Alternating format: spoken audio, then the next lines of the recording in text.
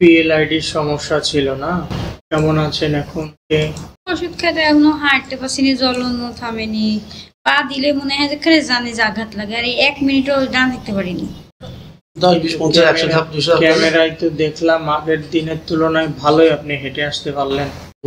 ওই হাঁটা একটু হাঁটি আর পারিনি এরকম, একটুখানি হাঁটি একটুকু কমেনি আগের তুলনায়? না, আগে থেকে একটু কমেছে, কিন্তু আছে, ভালোই আছে। যতটুকু কমেছে ওটাও বলতে হবে।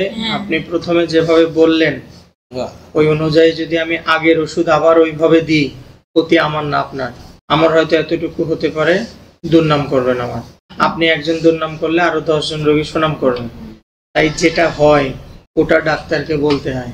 কারণ আমি আপনার হাঁটা ফলো করতেছি, ক্যামেরা লাগাইছি খালি চোর ধরার জন্য না, রোগী কিভাবে হাঁটে, রোগীর আগের দিনের স্মৃতি তো আমার মনে থাকে। আগে তো ইয়াই করতে পারি, হাঁটু ধরে বেড়াছি আগে, সে আমি হাঁটু ধরে বেড়াছি আগে, যে হাত দিলে কি হাঁটতে পারিস একেবারে, এইভাবে হাইলে হাঁটুর হাত দিকে। আর আজকে কি সুন্দর সিঁড়ি দিয়ে উঠে চলে আসলেন, আমি তো তাকিয়ে আছি।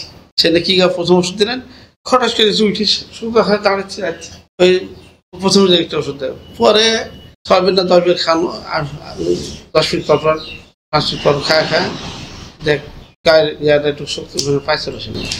গতদিন তো এখানে বসে কত কষ্ট পেলেন, আজকে তো একদম নিশ্চুপ বসে আছেন। আচ্ছা, এই কষ্টটা ছাড়া আর নতুন কোনো কষ্ট দেখা দিয়েছে? না, এটাই। যদি পায়ে ঘর ফাসিনি আর হলো এই পাড়া জ্বল যাচ্ছে, একটু হাঁটলেই পারবেন।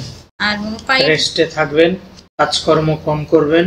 বয়স হয়েছে, বয়সের তুলনায় কাজ করে ফেলেছেন বেশি, বুঝতে পারলেন?